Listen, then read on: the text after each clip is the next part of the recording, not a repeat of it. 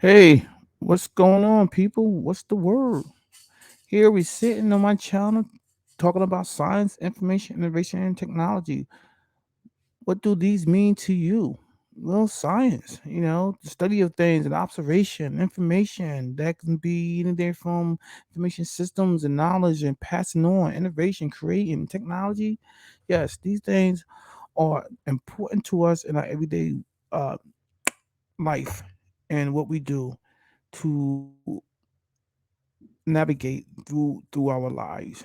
So we like this. I like science. I like information. I like innovation and technology. I can't get enough of it. It's important to our society to understand why it is so important, right? That's the key word. Is importance. Um, Science, as you know, is an important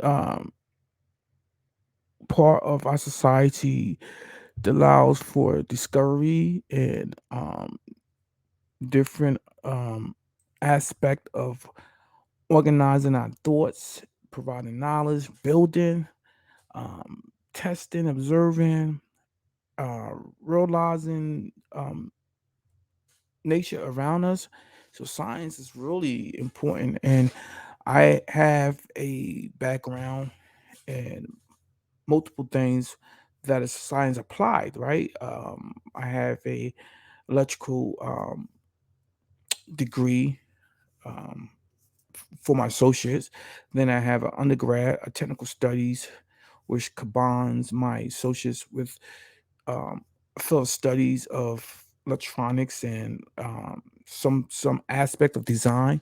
And then I have the information technology degree, which is really important. Um, Basically, I do a little bit of coding, a little bit of design work, and trying to emerge various technologies with one another, like telecommunications and some coding and some design, some mechanical work, and just basically a little bit of cybersecurity. So these things came out of science, right? These things is the child or the children of science, I should say, right? So science is important. To to navigate again through everyday life and through the world. So, and technology is also the building block of the foundation of science, right? So, science and technology is can be directly proportional, indirectly proportional to one another. But when I was taking physics one and two, some aspects, some elements of electrical, electromagnetic properties and principles is in physics too, right? So where I have a engineering degree, associates, and then I wanted to dib a dab more on the management side. So I have a undergraduate in um, technical studies that focus on technology and things like that. Where being 30 years in the industry from telecommunications and um, wireless microwave systems, helping building systems for wafers for companies like Intel and AMD, Lucent Technologies, AT&T, working on 3G, working on wideband and RF stuff, working on microwave frequency. So I love my spectrum analyzers when I'm dipping dabbing little circuits, audio equipment. Have a little audio circuit here. I'm just working on, just testing it. So I do like to work on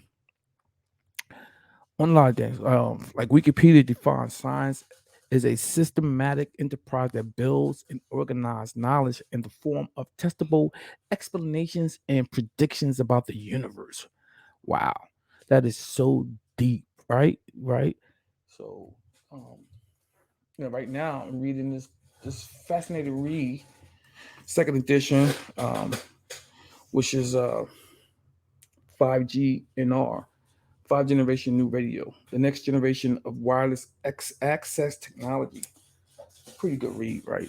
So I'm reading that a lot. And to see where I left off in the industry, where I left Lucent Technologies back in 2001, right? And we was doing 3G and wideband back then, and ATM, asynchronous transmission mode, Bluetooth, and stuff like that. We AT&T slash Lucent was working on that, Lucent Technologies.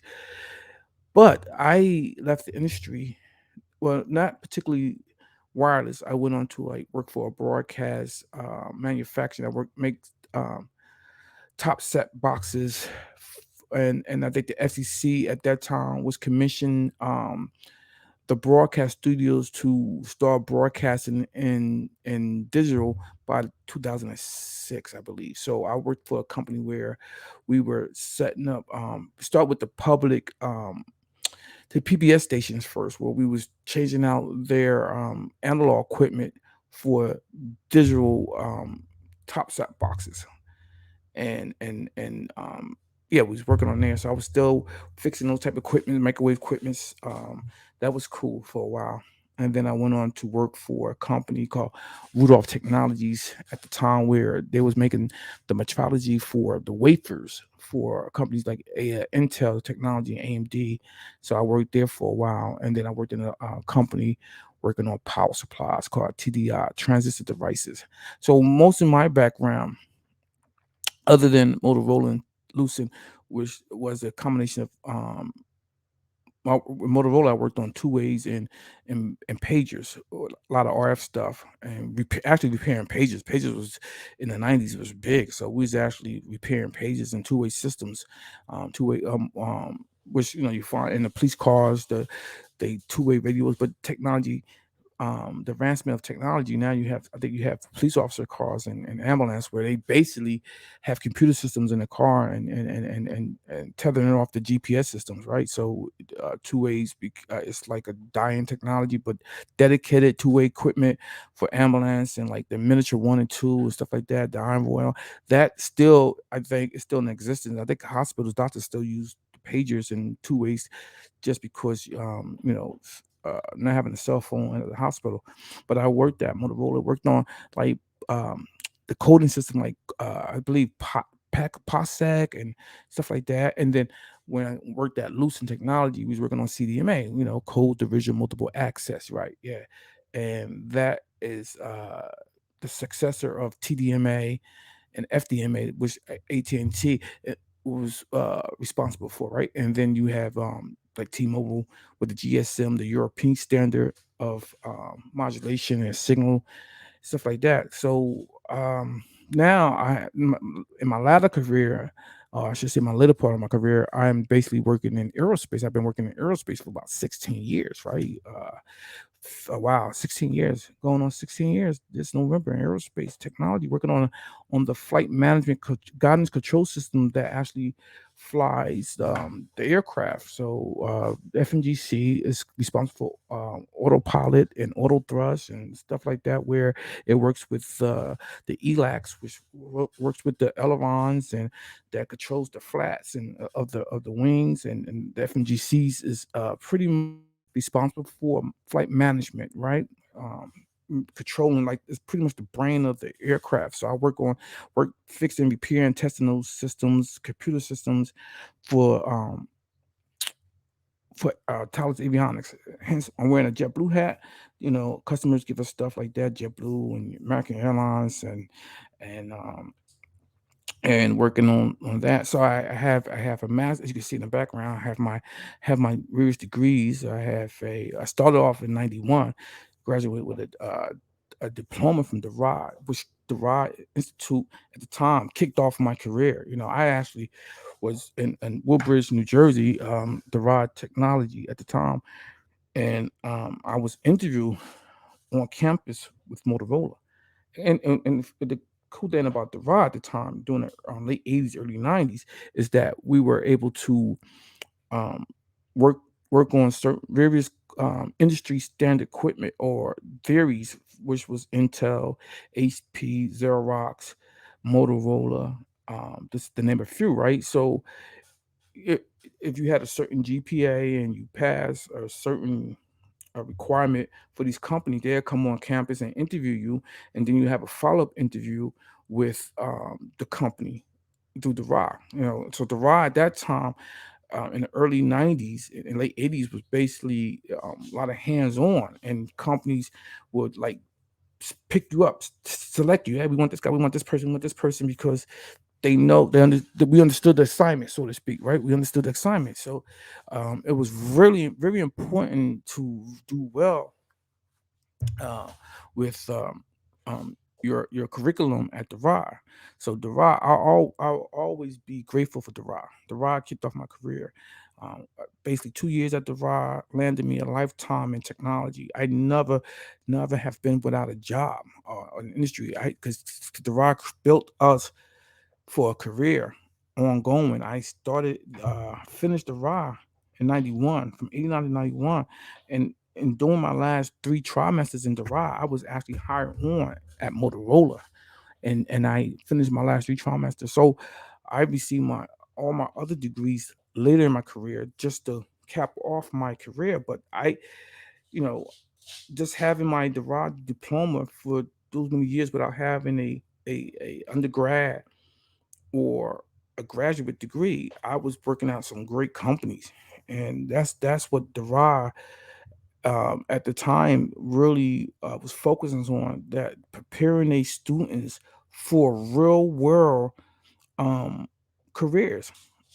And I'm very thankful for DeVry for providing such guidance and knowledge and technology. The professors were great back then. I don't know how DeVry is now. My nephew, he graduated with a MBA from DeVry. He's actually a project manager for L3 Harris.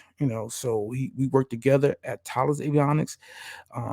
He said he followed me into this career because of DeVry. He went to DeVry and received his associates, his bachelor's, and MBA at DeVry Killer University, um, which is under DeVry University, right? So, Killer Business Management School under DeVry. So he basically took that route. And then I had gone to Thomas Edison State University in New Jersey, online distant learning, and I started that career. I started that journey back in '97, but I eventually finished in 2017. So it just to keep, having the education, the credentials, to let people know I'm a big proponent and advocate of post secondary school. Sorry, and it's important. I have my daughters are in college and graduated college. Kids are moving on into master's programs, so it's important. So this channel is just mainly just about science, information, innovation, and technology. I like to call it sit, come sit and have a discussion with me. Let me know what's good in your world. I'm just here, just basically just no script, just talking, sharing my thoughts, Rear's thoughts about things and science. And I on my during my spare time, I do build circuits. I'm right now. I have books that I need to start programming. My doggy down there. I have books with programming code, and I have I'm just sipping on my water. Come down on Sunday,